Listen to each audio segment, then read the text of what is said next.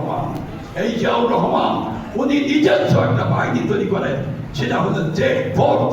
এই Z force, K force, তারপরে মুক্তি বাহিনী, মুক্তিযোদ্ধা সহ মুজিব বাহিনী, অনেকগুলো বাহিনী তৈরি হয়।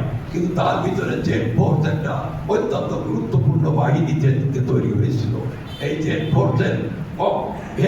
ফোর্সেরই একজন ব্যক্তিত্ব, একজন সেনানায়ক, তিনি হলেন Ziaur Rahman.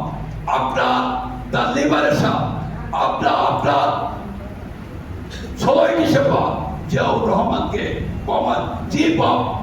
Deputy chief of army commander পদে উন্নীত করা হয় এবং সেখানে প্রধান সামরিক বাহিনীর সর্বাধিনায়ক থাকেন জেনারেল এম.এ.জি. উসমানী সাহেব।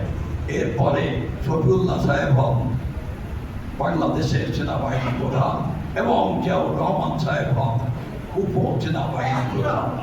এরপরে বাংলাদেশের রাজনীতিতে এমনই একটা ঘন অন্ধকার নেমে আছে, সেখানে কোনো মানুষের, কোনো ব্যক্তির কথা বলার অধিকার ক্ষুণ্ণ করে দেওয়া হয়, কেড়ে নেওয়া হয়, চালু করা হয় একদলীয় শাসন ব্যবস্থা।